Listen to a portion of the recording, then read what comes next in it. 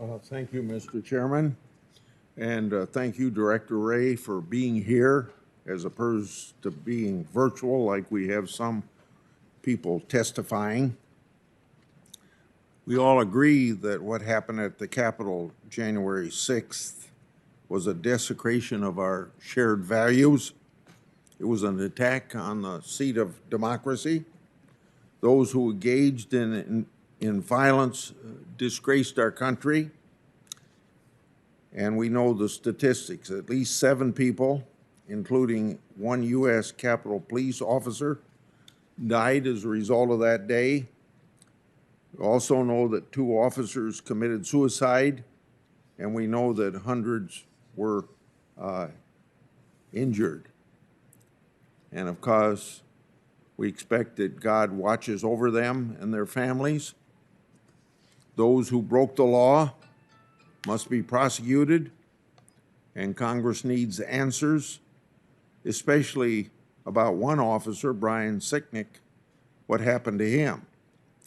In pursuit of the facts related to January 6th, Senator Durbin and I have sent oversight letters to the FBI and other agencies. To date, we haven't received any productions. It's difficult to hold a hearing today without records. So the FBI must fully respond to Congress. However, I'm pleased to see that many investigative cases are progressing around the country. As I've noted before, the ultimate responsibility for this attack rests on the shoulders of those who unlawfully entered the Capitol. I've also made very clear that everyone involved must take responsibility for their actions that day, including our former president. Now, in the wake of January 6th, we must seriously examine the threats of domestic extremism. But unfortunately, this threat isn't limited to the events of that terrible day. To fully address it, we must examine the forms of domestic extremism that span the ideological spectrum. And I hope this doesn't put me opposite Senator Durbin on this issue, because I just heard him and I don't think I disagree with anything that he has said. But a narrow view of these matters would be intellectually dishonest. We're not serious about tackling domestic extremism if we tolerate mobs that attack some police officers, but not all police officers. We're not serious about tackling domestic extremism if we care about some government buildings being attacked, but not others. We're not serious about tackling domestic extremism if we only focus on white supremacy movements, which isn't the only ideology that's responsible for murders and violence. Yes, white supremacy movements may be considered the most dangerous at a given time, but somehow it wasn't last summer, or won't be when the next foreign attack is attempted. We must call extremism, wherever it happens, across the board, left or right, every time. We must focus our resources to try to see as much of it coming as we possibly can, wherever it comes from. It hardly registered in the media when marshals and Secret Service officers defended courthouses and the White House. That's not Senator Durbin's fault, that's the media's fault. They were called stormtroopers by the Speaker of the House, like they aren't even human beings. Vice President Harris, when she was a senator, supported the Minnesota Freedom Fund, an organization that helped bail out violent rioters in Minnesota. 13 staffers of a candidate for president at that time boasted on Twitter that they donated to the group.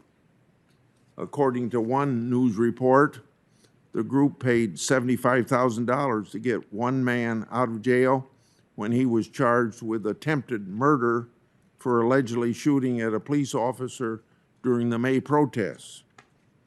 One of the most upsetting aspects of the violence this summer has been the targeting of innocent law enforcement officers, just like innocent law enforcement officers were targeted during January 6th. We had more than 700 officers being injured between May 27th last year and June 8th last year. Officers have been assaulted, slashed, struck with hammers, baseball bats, and blinded by lasers. 67 Secret Service officers were injured during a 3-day siege on the White House, which caused then President Trump to be brought into a secure bunker.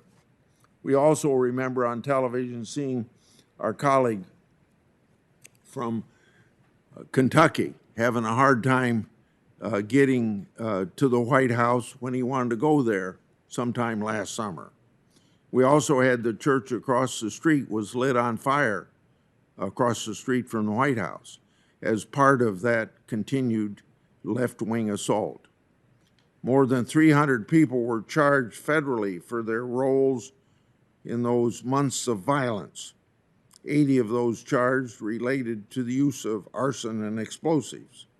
At least 14,000 people were arrested in 49 cities. At least 25 people died in violence related to the riots.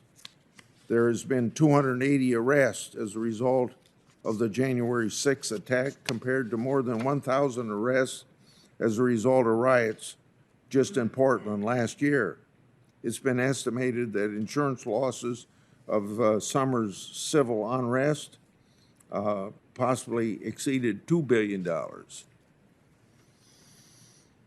It's been a relatively frequent sight at summer's violence events to see individuals acting in coordination, holding the A symbol for Antifa. And as I said before, I don't disagree with anything I heard Senator Durbin say this morning. But we did have an admitted Antifa adherent in Portland murder a conservative protester. Supporters of that group have been charged federally for promoting riots and using Molotov cocktails, even after President Biden's electoral victory. Can you believe this? Antifa rioters attacked the Oregon Democratic Party headquarters, and they did that on Inauguration Day. You'd think the results of the election ought to satisfy them, if that's what they wanted to accomplish in an anti-Trump manner of getting rid of the president as Trump, or Trump as president. Let's not forget about left-wing activists who opened fire on 24 Republican congressmen and hit a Capitol police officer, a congressional aide, a lobbyist, and Representative Steve Scalise at a baseball field in Alexandria, Virginia. And of course, our colleague on the other side of the aisle had life-threatening injury at that time. In light of these ever-present left-wing threats, I'm concerned about resource shifting talk among our colleagues across the aisle. Let me say this clearly. We aren't going to defund the anarchist extremism program or any other domestic terrorism program. It can't be that the FBI needs a fully funded art theft program but can't afford to fight both right-wing and left-wing extremism.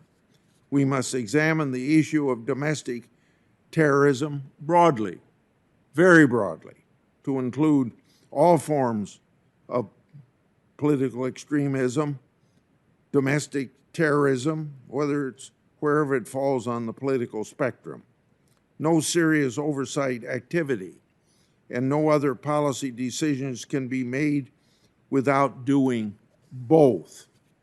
As we move forward, I encourage both houses of Congress to review not just the events of January 6th, but also domestic violent extremism across the board and the threat it brings to our families and communities. And let me emphasize 3 times now, nothing I heard what Senator Durbin say do I disagree with.